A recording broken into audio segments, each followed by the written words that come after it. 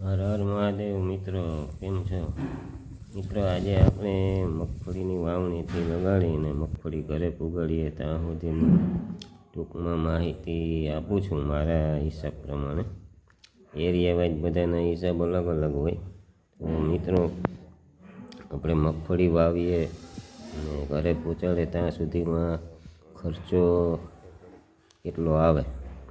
તો મિત્રો, મગફળી ઉપાડવાના 1 વીઘાના 1500 રૂપિયા ને પછી થેસરમાં અમારે અહીંયા પાથરા કરવાનો રિવાજ છે. તો આપણે થેસર રાખીએ ત્યારે ઓછામાં ઓછા 12 થી 13 મજૂર જોઈએ. તો એક મજૂરના 600 રૂપિયા.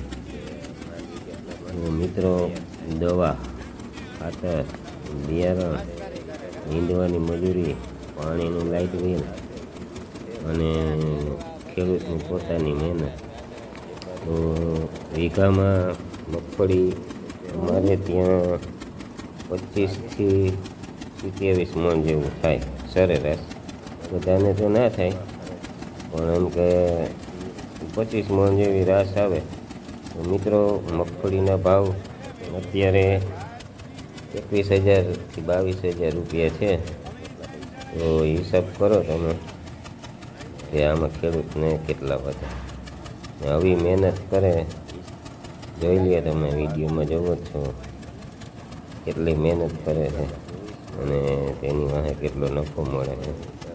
તો ટોટલ મારો બધો દવા, ખાતર, બિયારણ, નીંદવાની મજૂરી, ખેડૂતની પોતાની મજૂરી, ખેડૂતની વાંહે કેટલા વધે?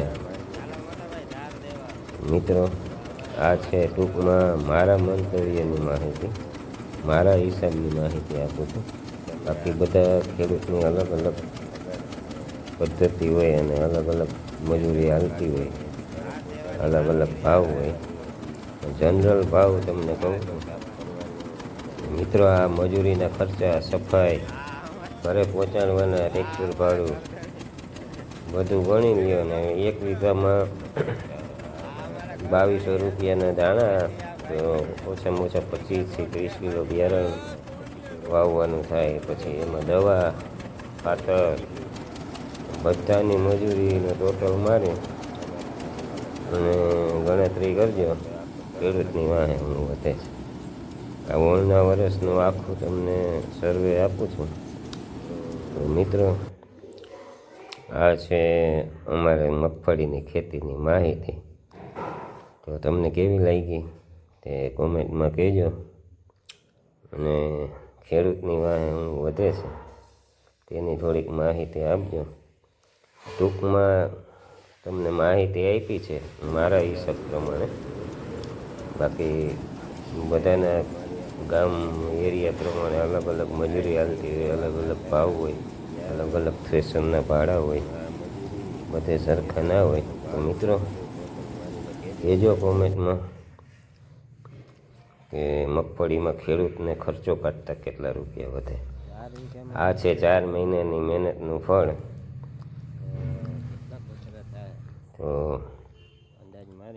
ખેતીમાં કેવી કમાણી છે, કેવો નફો છે, ને વરસાદ થાય તો પાથરા ફેરવવામાં કેવી મજા આવે કહેજો.